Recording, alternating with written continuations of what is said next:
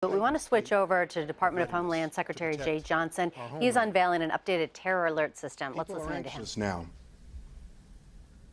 they should know and they need to know what their government is doing to protect our homeland.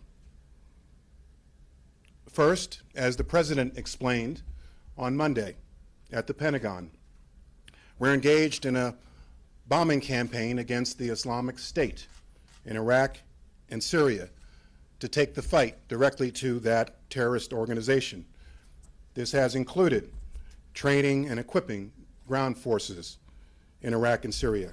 2, law enforcement. The FBI does an excellent job virtually every day of detecting, investigating, interdicting, and prosecuting and preventing terrorist threats to our homeland. Arrests are made on a regular basis. 3, aviation security.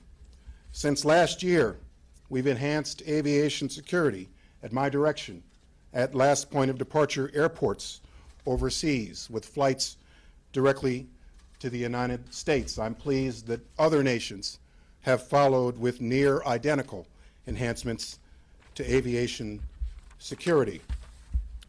In July, I gave the new administrator of TSA a 10-point plan for improving aviation security and airport screening domestically.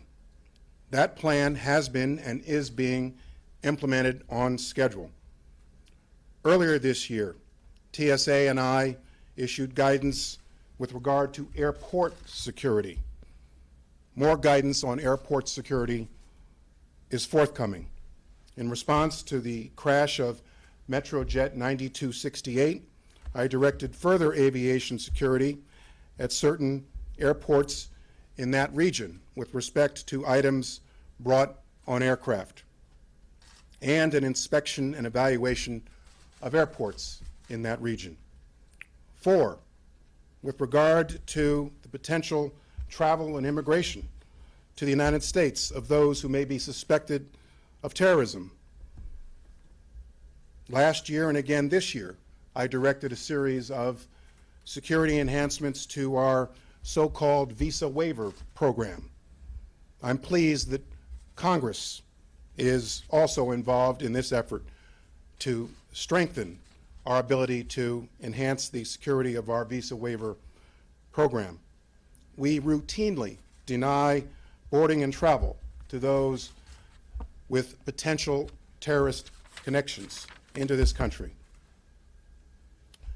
At the State Department and at the Department of Homeland Security, we have in place now a multi-layered, thorough process for vetting refugees for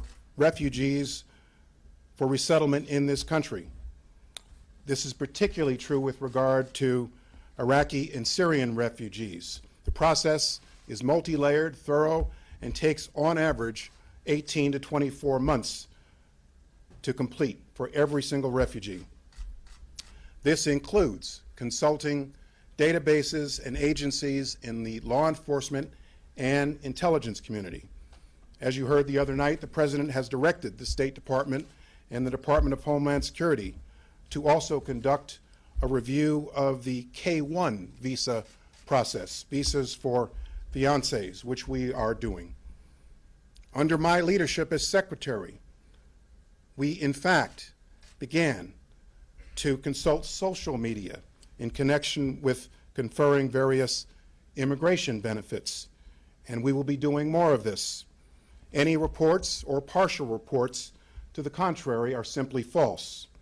5, since last year, we enhanced our Federal Protective Service at a number of federal buildings around the country.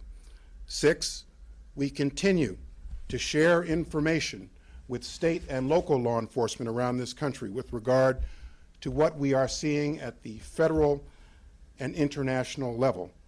Director Comey and I routinely do this, and we'll be doing this again later this week in a communication with law enforcement nationwide. 7, we continue to share information with private stakeholders such as business organizations sports organizations, the NCAA, for example, the NBA, the NFL, for the same purpose, to share what it is we see. 8, as should be obvious to the public this holiday season in particular, there is a heightened security and law enforcement presence at public events and public places across the country. Law enforcement, national security, Homeland Security personnel are working overtime to protect the American public and to protect the homeland. 9, we are building relationships with Muslim communities across this country.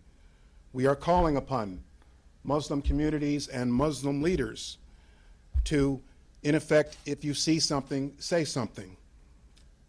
ISIL has targeted Muslim communities across this country. We are building bridges with Muslim communities, encouraging them to work with us and working with them.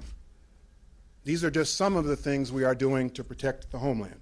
Finally, 10, public awareness, public vigilance, and public participation are important to our homeland security.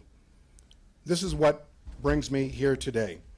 An informed public about our homeland security efforts and what we see can help